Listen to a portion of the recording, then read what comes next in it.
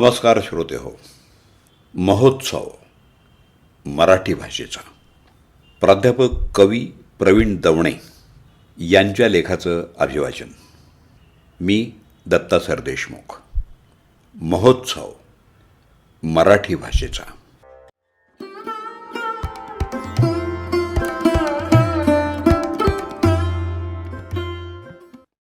मित्रहो, साहित्य शिरोमणी कविकुल श्रेष्ठ कुसुमाग्रज यांच्या अलौकिक साहित्य निर्मितीला मानवंदना म्हणून त्यांच्या जयंतीदिनी म्हणजेच 27 फेब्रुवारी या दिवशी मराठी भाषा गौरव दिन जगभरात मोठ्या उत्साहात साजरा होतो. एखाद्या साहित्यिकाचा असा गौरव होणं ही सुद्धा मराठी भाषेसाठी अभूतपूर्व अभिमानाची आणि अतुलनीय सन्मानाची बाब आहे. खरं तर जसा तो साहित्य शिरोमणी कुसुमाग्रजांचा व्यक्तिगत सन्मान आहे, तसा हा मराठी भाषा गौरव दिन म्हणजे मराठी भाषेनं आपल्याला पिढ्यानपिढ्या जो निखळ, निर्मळ आणि निर्भेळ आनंद दिला आहे, त्या आनंदाचाही यथोचित गौरव आहे. आपण आपल्या मातापित्यांचं ऋण मान्य करताना कृतज्ञतेचा एखादा प्रतिकात्मक दिवस साजरा करतो. परंतु ही कृतज्ञता केवळ त्या एका दिवसापुरती नसते. ती सदा सर्वकाळ आपल्या अंतरंगात आणि आपल्या प्रत्येक श्वासात तहहयात आपल्याबरोबर असते.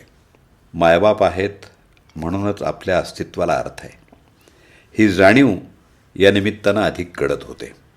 आपल्या या मराठी मातृभाषेबद्दल, मायबोलीबद्दल हीच कृतज्ञतेची भावना आपल्या सर्वांच्या मनात सदा सर्वकाळ घर करून असते.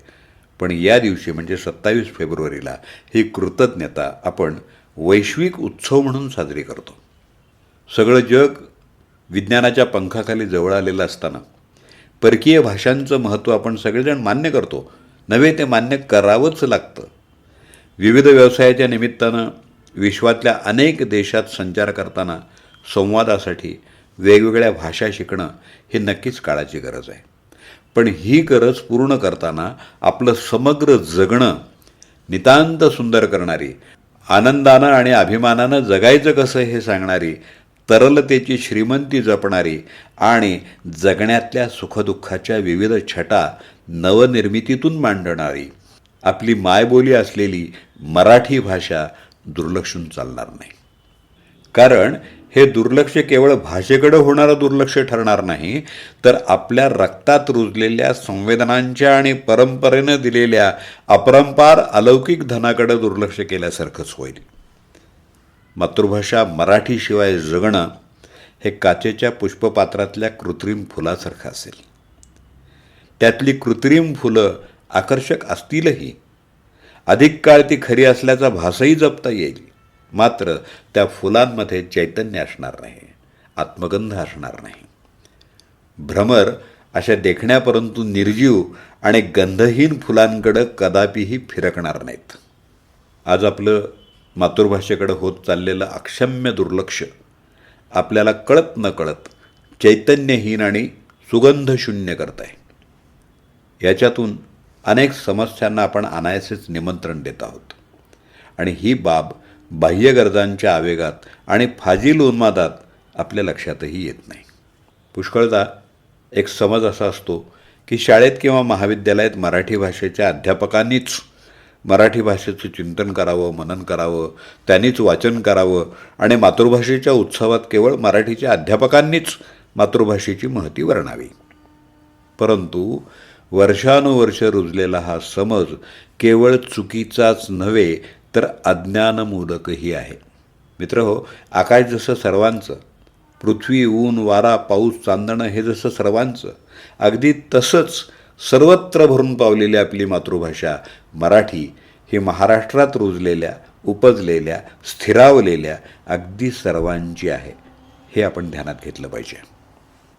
आपल्या अध्यापनाचा व्यावसायिक विषय कोणताही असो, परंतु प्रत्येक अध्यापकाचा मातृभाषा मराठी हा आवडीचा, अभ्यासाचा, चिंतनाचा, मननाचा आणि श्रेष्ठ कलाकृतींच्या वाचनाचा ध्यास विषय असायला हवा. किंबहुना आपल्या अध्यापनाचा विषय कोणताही असला तरी एक गोष्ट या ठिकाणी मुद्दाम लक्षात घेतली पाहिजे, ती अशी, मातृभाषेचा आनंद स्पंदनात घेऊन अध्यापन करणाऱ्या अध्यापकाचा.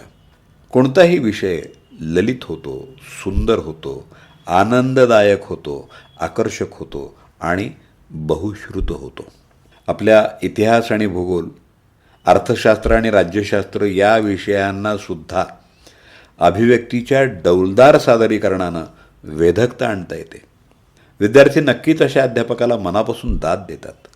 असा शिक्षक विद्यार्थ्यांना मनापासून आवडतो. कारण शिकवण्याचा विषय जरी गणित असला तरीसुद्धा मातृभाषेच्या प्रेमामुळं गणितातल्या अगणित क्लिष्ट आणि रुचिहीन रचना तो रंजक, मनोवेधक आणि सहज सुंदर करून लिलया समजावून सांगू शकतो. शिकवण्याचा विषय जरी विज्ञान असला तरीसुद्धा मातृभाषेवर असलेल्या प्रेमामुळं त्याचं विज्ञान विषयाचं अध्यापन अधिक रंजक होऊ शकतं. मित्रहो, मराठी भाषेच्या अध्यापनातला आनंद उपभोगणं किंवा भाषेच्या सौष्ठवातलं अनुपमेय लावण्य अनुभवणं हे केवळ मराठी विषयाच्या शिक्षकांपुरतंच मर्यादित असतं असं दृश्य काही वेळा दिसतं. ते मात्र बदलायलाच हवं. आपल्या स्टाफरूममध्ये किमान 15-20 दिवसातून एकदा तरी एखाद्या पुस्तकावर, मासिकातल्या वेगळ्या लेखनावर, रविवार पुरवणीमधल्या एखाद्या पुस्तक परीक्षणावर चर्चा व्हायला काय हरकत आहे? कदाचित सगळे अध्यापक सहभागी होणार नाहीत. काही जणांना असे उपक्रम हा निव्वळ वेडेपणा वाटू द्या. परंतु काही जण तर निश्चितच सहभागी होतील. खरं आहे की नाही? कालांतरानं नवनव्या पुस्तकांबद्दलची उत्सुकता वाढेल आणि ही उत्सुकताच अन्य अध्यापकांची आवड वृद्धिंगत करेल. ही आवड सुंदरतेचे अनेक आयाम आपल्या निदर्शनाला आणून देईल. हे लेखन ऐकताना थोडंसं थांबून स्वतःच्या बालपणात डोकवा. मनानं पुन्हा शाळेतल्या वर्गात बसा. तुम्हाला असे शिक्षक आठवतील जे होते गणिताचे, पण तरी त्याने अनेक सुंदर सुंदर कथा आपल्याला सांगितल्या असतील. एखादा मॅडम असतील विज्ञानाच्या, पण त्यांनीही कवितेतला आनंद समजावून सांगितला असेल. एखाद्या भूगोलाच्या अध्यापिकेनं सुद्धा कुसुमाग्रजांची कविता ऐकवली असेल. एखाद्या कला शिक्षकानं पुलंची अप्रतिम शब्दचित्र सादर केली असतील. अशावेळी वर्गातली नवी संस्कारक्षम पिढी मराठी भाषेत ओतप्रोत भिजत जाते आणि आपोआपच मराठी भाषेच्या अभिरुचीची रुजवण आणि मनाची तसंच मेंदूची विकासावस्था उन्नत होते. माझ्या सुदैवानं मला भाषेचे उत्तम शिक्षक मिळाले, पण त्याबरोबरच इतर विषयांचे शिक्षकसुद्धा रसिक आणि मराठी भाषेची सूक्ष्म जाण असणारेच मिळाले. त्या घडत्या बालपणी मी जेव्हा गणिताच्या, विज्ञानाच्या, इतिहास आणि भूगोलाच्या अध्यापकांच्या घरी गुरुपौर्णिमेच्या निमित्तानं जायचो, तेव्हा माझं लक्ष हमखास वेधून घ्यायचं ते त्यांच्या घरातलं स्वतःचं सुसज्ज ग्रंथालय. एकदा मी गणिताच्या गोडबोले सरांना विचारलं, सर, आपण तर गणिताचे शिक्षक, तरीही इतकी मराठीतली पुस्तकं तुमच्या घरी कशी? त्यावेळी ते मायेनं हसले आणि माझ्या पाठीवर हात ठेवून आशीर्वादानं बोलल्यासारखं म्हणाले, अरे, शिकण्याचा विषय कुठलाही असला तरी तो विषयसुद्धा प्रभावीपणे मांडण्यासाठी मला वाचनातला आनंद उपयोगात येतो. काव्य केवळ भाषेतच असतं असं काही नाही, ते गणितात आणि विज्ञानातही असतं. काव्यातलं हे मर्म कळण्यासाठी भाषेचा आनंद घ्यायला हवा.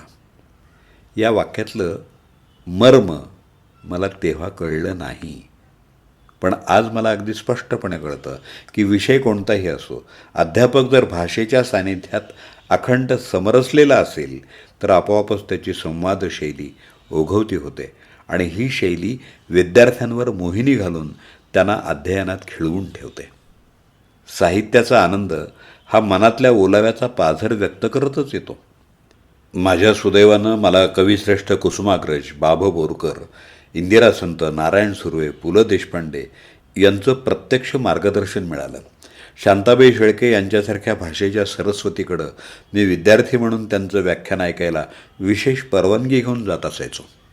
शिक्षकांनी पेरलेल्या भाषेच्या या बियांचा पुढं काय उपयोग होणार आहे ते माहीत नव्हतं, पण पेरलेल्या बिया वाया थोड्याच जातात.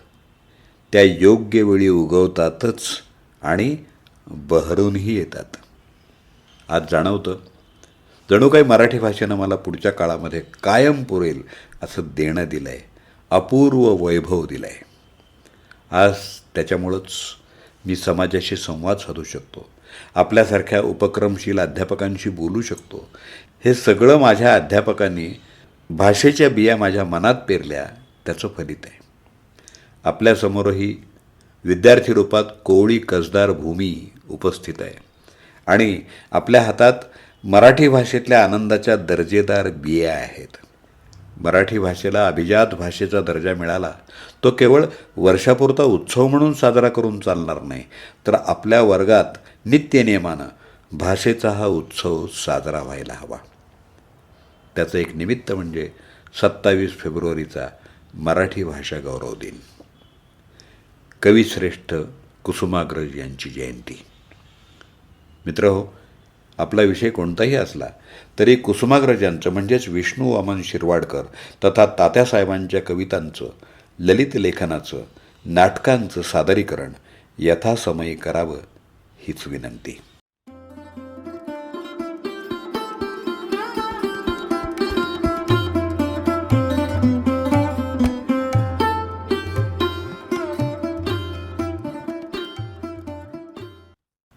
महोत्सव मराठी भाषेचा या लेखाचं अभिवाचन आत्ताच आपण ऐकलं.